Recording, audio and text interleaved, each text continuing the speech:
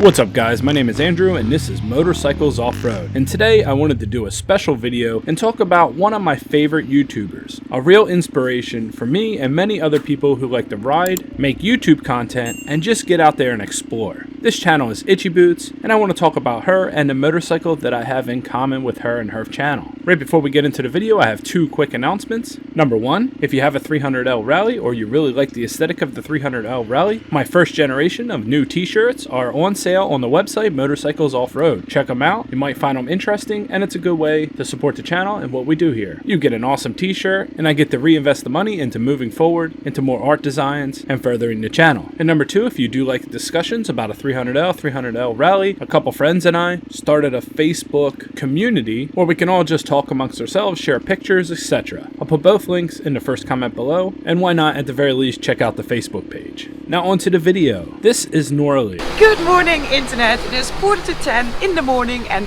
welcome back to the channel and welcome to episode 1 of season 6. Or also known as Itchy Boots. Her channel is based on travel, and more interestingly, travel on a motorcycle. Currently, her most recent undertaking is travel from South America, Chile, to Alaska, which in some cases is known as the Pan American Highway, which can span roughly 30,000 miles or 48,000 kilometers. Noraly's vehicle of choice is the Honda 300L Rally. It is easy to see why this bike is chosen, but before we talk about that, let me tell you how I first discovered Noraly. Admittedly, I was late to the game, and when I started watching her, we were well into the pandemic, and she was riding in Africa on a Honda 250L. Watching her content, as well as myself having 300L Rally on reserve, I kept going back to the thought that the 300L Rally would have been the perfect bike for her. She loved the 250L, she was strapping extra gas to it, and it just seemed like the 300L Rally was the next perfect progression. For her, someone who wants to do long distance, this just seemed like a no-brainer. Fast forward to December 1st, 2021, and this happened. So you're thinking,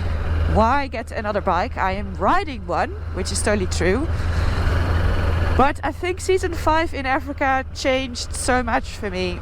And riding that little Honda, that little 250, it was just so much better than I imagined. Time to get myself a new motorcycle, a new friend to go back to South America with and finish my ride to Alaska. So let's see. Okay, are you ready for this? This is going to be, hopefully, test riding first, my new partner to ride to Alaska. The Honda CRF300L Rally. Look at this baby. So this bike has a much bigger tank already, which is nice. Little windshield.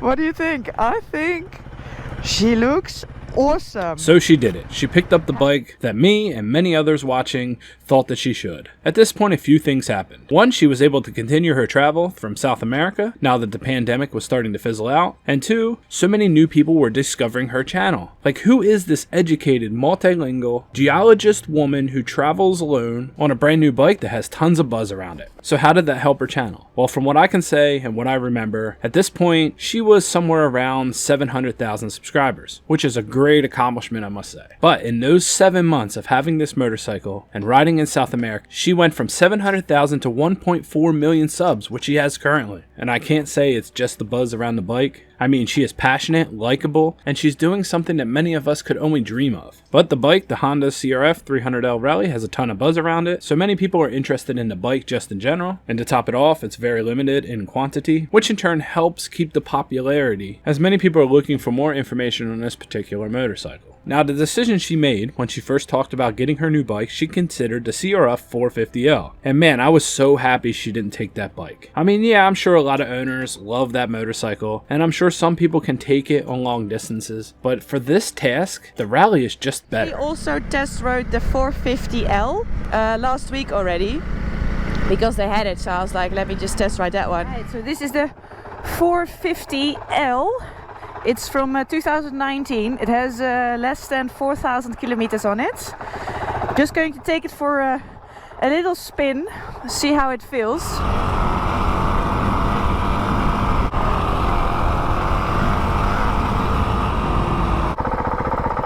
What a different engine. Completely different ball game with this bike, eh? Wow. I can imagine this bike for rallying Oh man, that would be so much fun for traveling long distance. Not too sure about it. Obviously the main thing is also the service interval, which for this bike is 3,000 kilometers. You need to do an oil change and also valve. So that's not really ideal, of course, because 3,000 kilometers, I do that in like 2 or 3 weeks. So it's going to be a lot of maintenance. But I gotta say, for rallying, that bike is really awesome.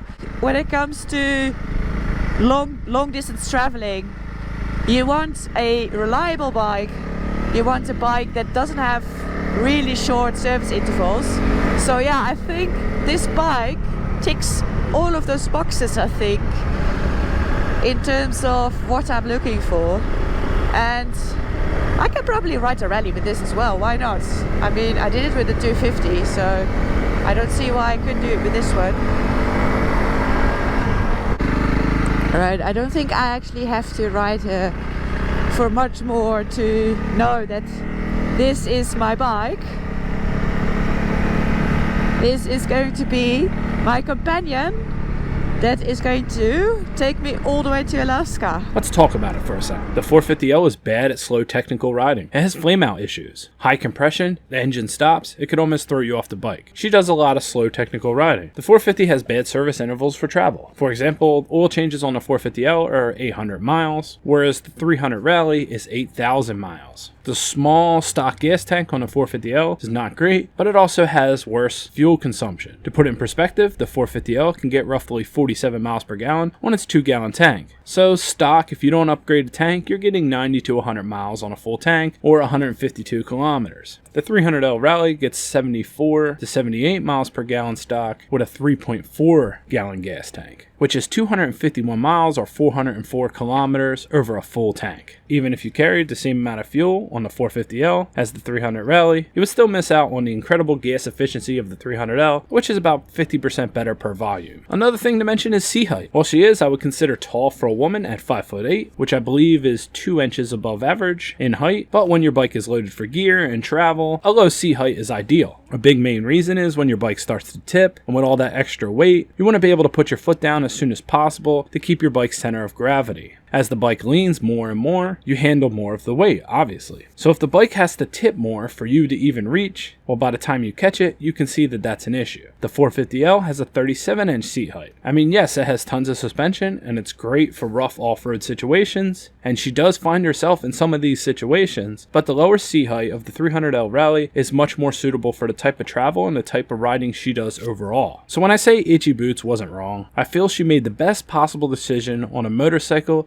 that can travel long distances for off-road touring. I'm sure some people would argue that this bike or that bike is better, but I just got back from a 600-mile motor camping trip, BDR style, with 5 days of camping. Most of my travel was off-road, in heavy sand, and rocky areas, and I can say having the 300 Rally for a trip like this was a true privilege. My bike is also not stock. I worked with 550 Performance, Black Widow exhaust, to get some awesome performance out of this motorcycle. I also had no problems at all getting speed when I needed it to, carrying me and all of my gear on and off-road. When it comes to travels like this, like BDRs, TATs, long distance moto camping, there's hardly little to nothing you have to do with the 300 Rally out of the box to make it a 100% perfect motorcycle for these travels. I would say suspension, maybe some protective items like crash bars, skid plate, etc., pannier racks, and you're ready to go. You can do all these upgrades to this motorcycle and still fall 20% cheaper than the stock price of the 450L and other motorcycles similar to its performance out there. The stock 300 is very quiet as well, which is something that a lot of people enjoy. All in all, my experience with this motorcycle has only been positive, and also I'll have a full review on this motorcycle to come. I'm glad to be one of the lucky owners of this bike, and I know a lot of people are still waiting for it, and for you guys, it's worth the wait. And in closing, I want to thank my patrons. These guys are awesome. They're investing into the channel, investing into the content, and if you would like to see the upgrades for the 300L and tutorial videos of how to do them, I have them coming out periodically over on the Patreon. So check that out. That is the best way to support this channel and everything we're doing as moving forward. We're moving into my plan of phase 2 of growing this channel and everything we're going to do to have a successful future. And you guys, the guys who are listening to my voice right now,